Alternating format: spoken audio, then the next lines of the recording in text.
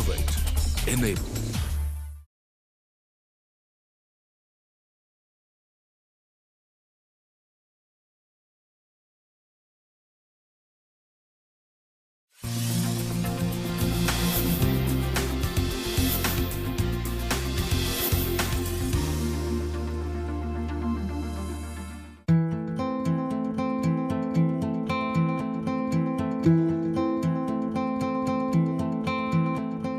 Maharashtra tourism मध्ये प्रवास करत आज आम्ही आलोत खानदेशात. इथल्या धार्मिक स्थळांचं दर्शन तुम्हाला घडवणार आहोत. सोबतच काही ऐतिहासिक वास्तूंची सफरही करणार आहोत. याची सुरुवात करणार आहोत आई एकविरेच्या दर्शनानं.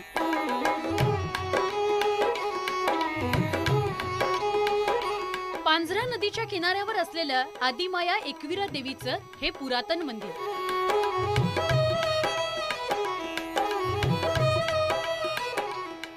धुळ्यातील देवपूर उपनगरामध्ये देवीचं हे स्वयंभू स्थान आहे. एकविरा आईचं मूळ स्थान लोणावळ्याजवळील कार्ला इथं आहे.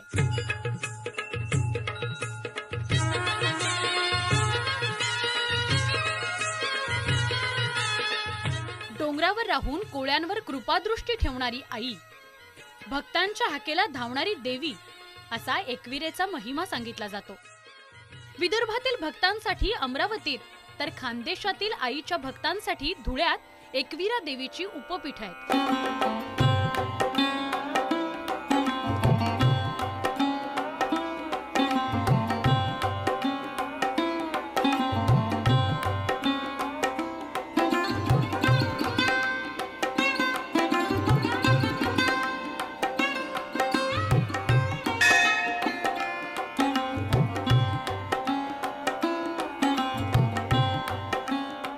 महाराष्ट्रातल्या 250 कुळांची कुलदेवता आणि खानदेशाची कुलस्वामिनी असलेल्या श्री एकविरा देवी आईचं मंदिर प्रसिद्ध आहे. पांझरा नदी किनाऱ्यावरच्या या मंदिराचा जीर्णोद्धार अहिल्यादेवी होळकरांनी केला होता असा इतिहासात उल्लेख आढळतो. तेव्हा जाणून घेऊयात या मंदिराची महती आणि घेऊयात श्री एकविरा आईचं दर्शन.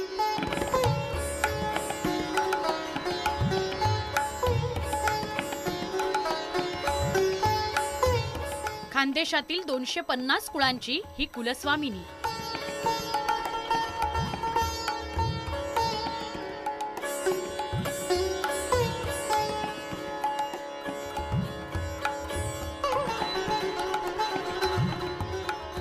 पूर्वी हे मंदिर हेमाडपंथी होतं.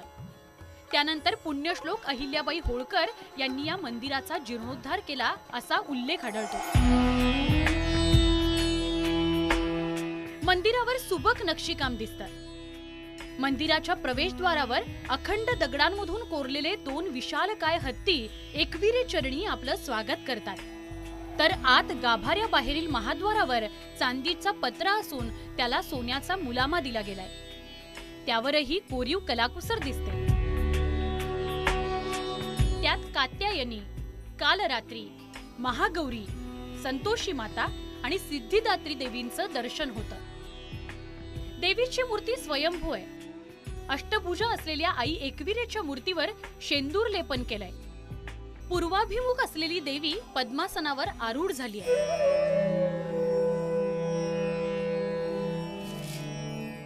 देवीच्या जवळच गणपती आणि तुकाई मातांच्या चतुर्भुज प्रतिमा आहेत.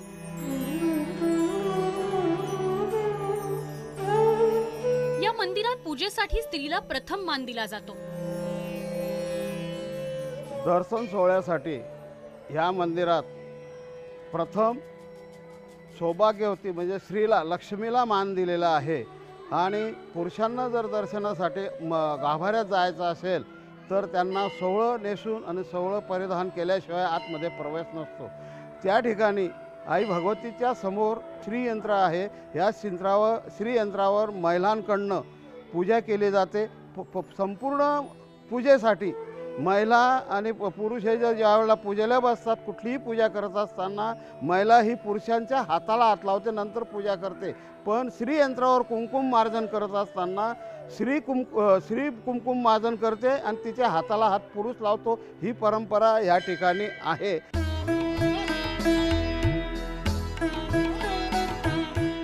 एकविरा मंदिर परिसरात महालक्ष्मी, आणि कालभैरवासह परशुरामाचंही मंदिर आहे. देवीच्या मंदिरात नित्यनेमाने पूजा आरती होते.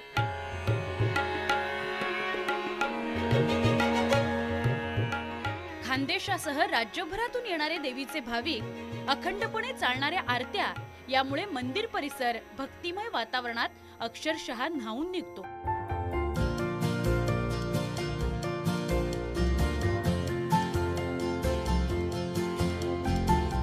धुळ्यातील मंदिरं जशी प्रसिद्ध आहेत तशाच तिथल्या ऐतिहासिक वास्तू, सोबत हा ऐतिहासिक ठेवा जीवापाड जपणाऱ्या व्यक्तीही.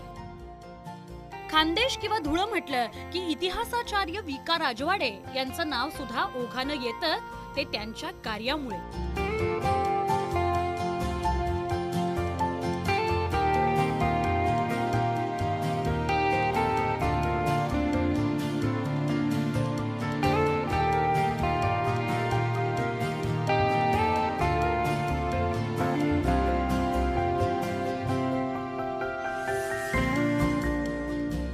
भारतात इतिहास संशोधन करणाऱ्या काही मोजक्याच संस्था आहेत.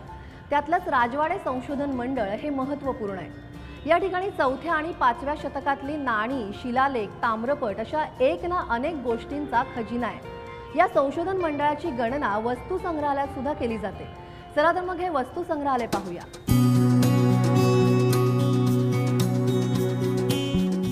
इतिहासाचा अभ्यास करताना आजही इतिहासाचार्य विका राजवाडे यांचं नाव आदरानं घेतलं जातं. पुण्यातून धुळ्यात आल्यानंतर राजवाडे यांनी 26 वर्षांच्या वास्तव्यात इतिहास संशोधनाचं मोलाचं कार्य केलं. त्यांच्याच नावाने असलेलं हे इतिहासाचार्य विका राजवाडे वस्तू संग्रहालय. एकमजली असलेल्या या वस्तू संग्रहालयात हेमाडपंथी मंदिरातील मूर्ती दिसतात.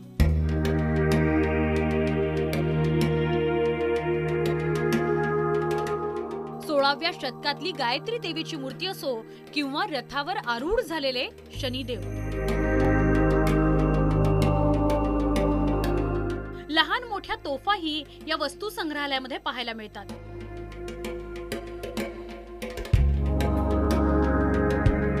साधारणतः 10व्या ते 15व्या शतकातल्या या सगळ्या मूर्ती आणि शिल्प असल्याचं इतिहास संशोधकांचं म्हणणं आहे. प्रामुख्यानं विष्णू अवतारातील शिल्प इथं दिसतात. त्यात लक्ष्मी विष्णूच्या मूर्तीसोबत लक्ष वेधून घेते ती वराहाची मूर्ती. 12व्या शतकातील वराह अवताराचं हे शिल्प. वराहाच्या शरीराच्या एका बाजूला समुद्र मंथनाचं दृश्य दाखवणारं बारीक कोरीव काम केलेलं असून दुसऱ्या बाजूला वराहाच्या सुळ्यात हिरण्याक्षाचा हात दिसतो. दगडी हत्ती, देवदेवतांच्या मूर्ती तर इथे दिसतातच.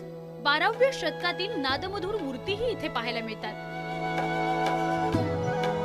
हा शिल्परूपी खजिना पाहतच राहावा असं वाटतं. एका राजवाड्यातील कोरीव काम केलेले विशाल लाकडी खांब खास या वस्तू संग्रहालयात आहेत. तसेच जतन करून ठेवलेत. त्यामुळे इथे राजवाड्याचा माहोल तयार झालेला दिसतो.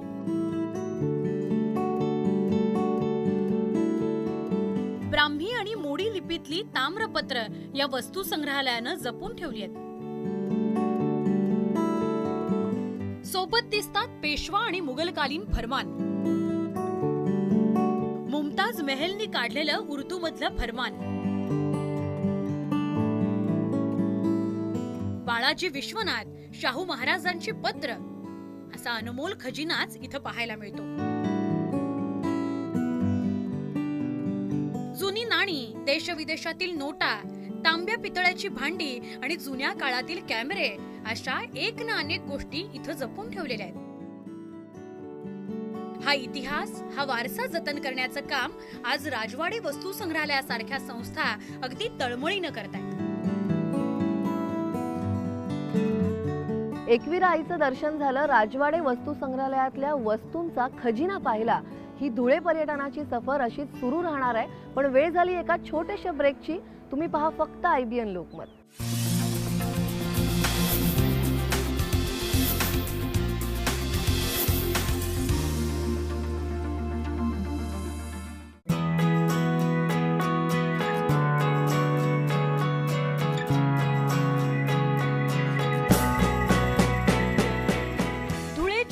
मंदिराच्या परिसरात अशा अनेक वास्तू, मंदिरं आहेत ज्याची ख्याती दूरवर पसरलेली आहे. हे मंगळ ग्रह मंदिरही त्यातलंच आहे.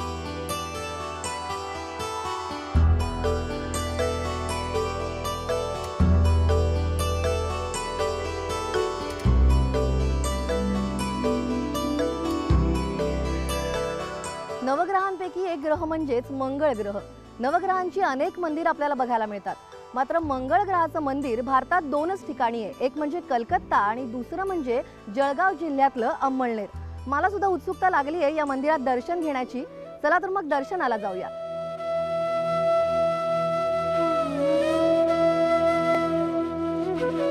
मंगळ ग्रहाचा कृपाशीर्वाद राहावा याकरता अनेक जण उपास तापास करतात, त्याची पूजा अर्चाही करतात. अशांचं श्रद्धास्थान असलेलं जळगावच्या अंमळनेर मधलं हे मंगळ ग्रह मंदिर.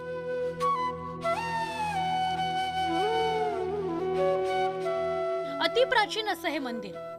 ते कोणी बांधलं त्यामागचा इतिहास याची माहिती आढळत नाही. परंतु 1933 साली मंदिराचा जीर्णोद्धार झाला होता. त्यानंतर अनेक वर्ष जळगाव महापालिकेच्या देखरेखीखाली हे मंदिर होतं. 1999 मध्ये पुन्हा एकदा मंदिराचा जीर्णोद्धार करण्यात आला आणि त्यानंतर मंदिराचं रूपडच पालटलं.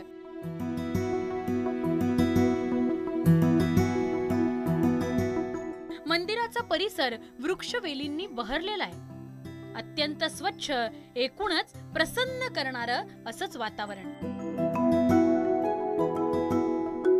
या मंदिराच्या परिसरात मंगळवन, तुळसाई बाग, रोटरी उद्यान, नौकार कुटी आहे.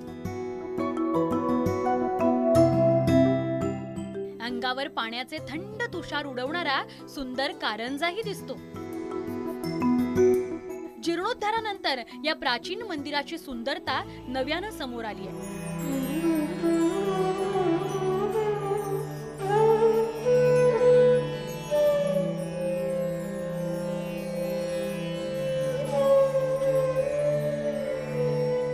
गाभाऱ्यात मेंढ्यावर विराजमान झालेली मंगळ देवाची मूर्ती दिसते. मूर्तीच्या एका हातात चाबूक आहे तर दुसऱ्या हातात डमरू दिसतो. तिसऱ्या हातात त्रिशूळ असून मंगळ देवाच्या चौथ्या हातात वाहन मेंढ्याची लगाम धरली आहे.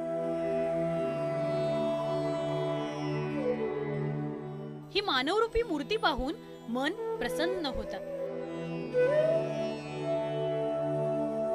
मंगळ दोषमुक्ती व्हावी, अनिष्ट संकटांपासून मुक्ती मिळावी म्हणून देशभरातून लोक इथे येऊन मंगळ देवाची पूजा करतात. मंदिरात मंगळ दोषमुक्तीचे विधीही केले जातात.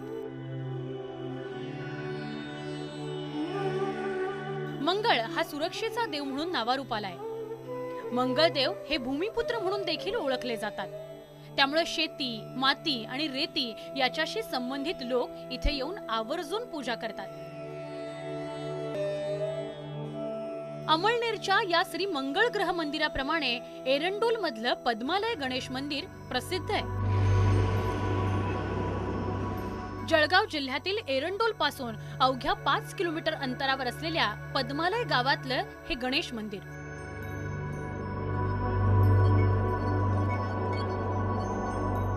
पद्मालय गावात हे मंदिर असल्यामुळे ते पद्मालय गणेश मंदिर या नावानेच प्रसिद्ध आहे.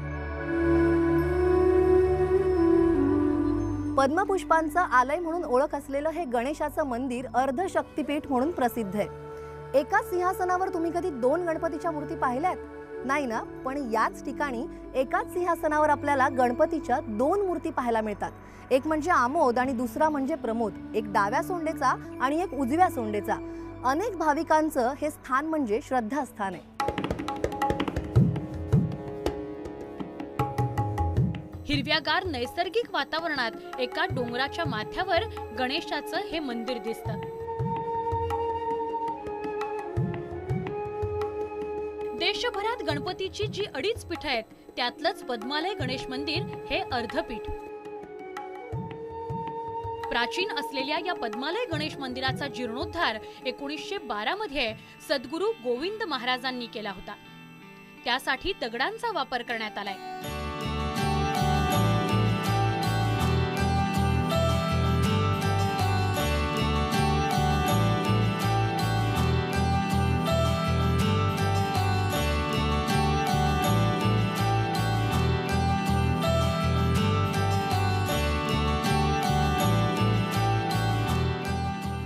प्रवेश करताना गणरायाचं वाहन असलेल्या उंदराची दगडापासून बनवलेली 4 फूट लांब प्रतिमा दिसते.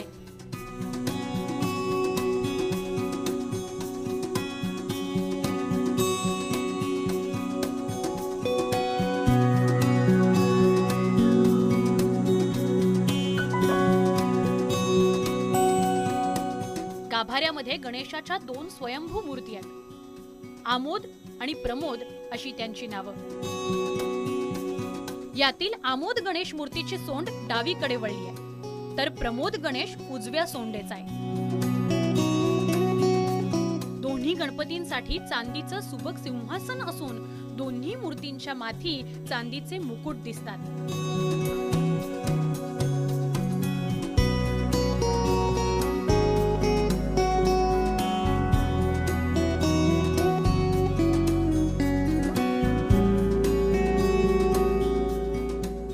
वसलेल्या या मंदिराजवळ एक सुंदर असा तलाव आहे. फुललेल्या कमळांमुळे त्याच्या सुंदरतेत आणखीनच भर पडते.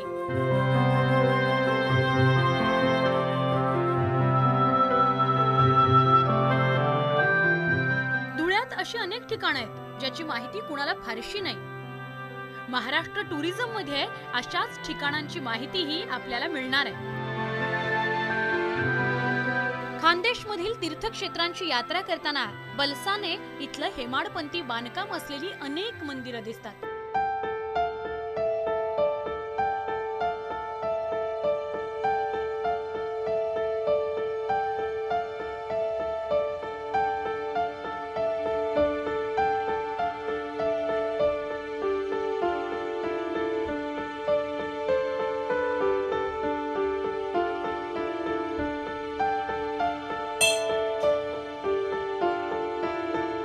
एका हेमाडपंथी मंदिरात प्राचीन शिवलिंग दिसतं.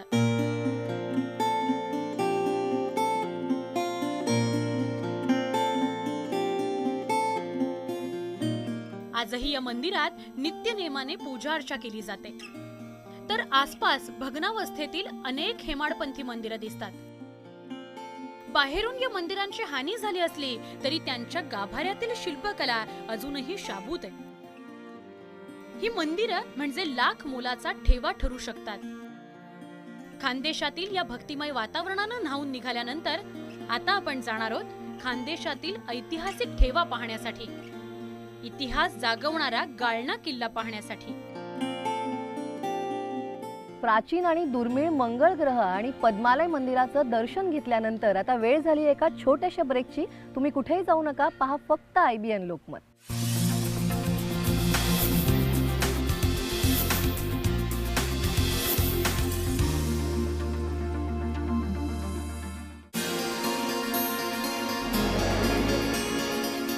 राज्यात शिवकालीन, मुघलकालीन अनेक किल्ले आहेत, तर काही किल्ले फार यादवकालीन आहेत.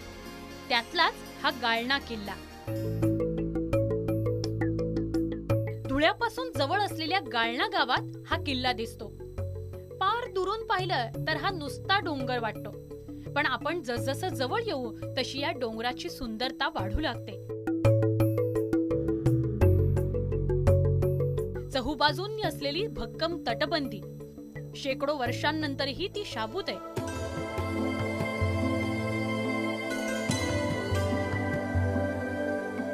नागमोडी वळणं घेत असलेली ही तटबंदी किल्ला अभेद्य ठेवण्यासाठी खास बनवण्यात आली होती.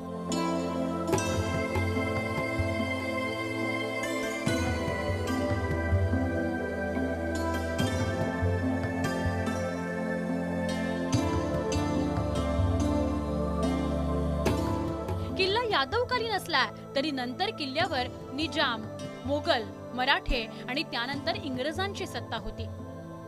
त्या राजवटीच्या पाऊलखुणा इथं पाहायला मिळतात.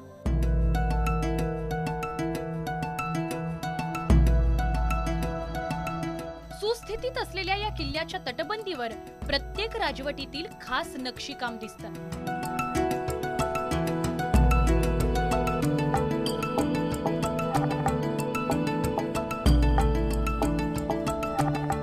खानदेशातल्या अनेक किल्ल्यांची पडझड झाली असली तरी गाळण्याचा हा किल्ला आजही सुस्थितीत आहे. इथल्या तटबंदीवरचा हा झरोका म्हणजे त्या काळातल्या वास्तुकलेचा उत्कृष्ट नमुनाच म्हणावा लागेल. गाळणा किल्ल्याचं मुख्य प्रवेशद्वार असो किंवा आतले 2 दरवाजे, त्यांचं दगडी बांधकाम आजही आहे तसंच आहे. झरोखा दगडी असला तरी त्याच्या आत आणि बाहेरही तत्कालीन कारागिरांनी केलेली कलाकुसर दिसते.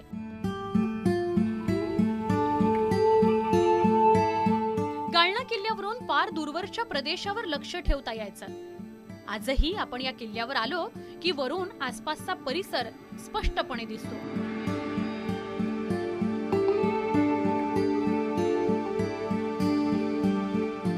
जवळच असलेल्या नाथ संप्रदायाच्या मंदिराचं दर्शनही किल्ल्यावरून घडतं.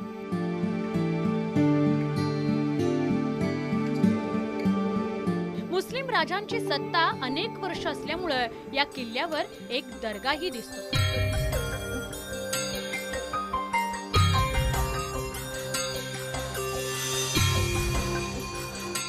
तसंच पाण्याचे काही नैसर्गिक साठेही दिसतात.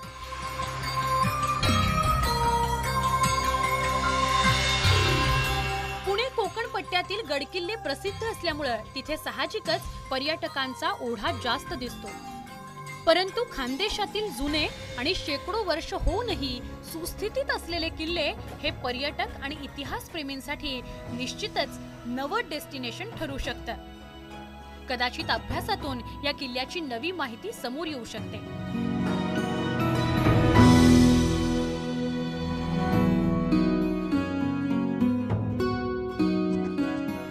पर्यटनाची ही अनलिमिटेड सफर अशीच सुरू राहणार आहे. पण या भागात वेळ झाली आहे इथेच थांबण्याची. पुढच्या भागात भेटणार आहोत एका नवीन डेस्टिनेशनसह. पहा फक्त IBN लोकमत.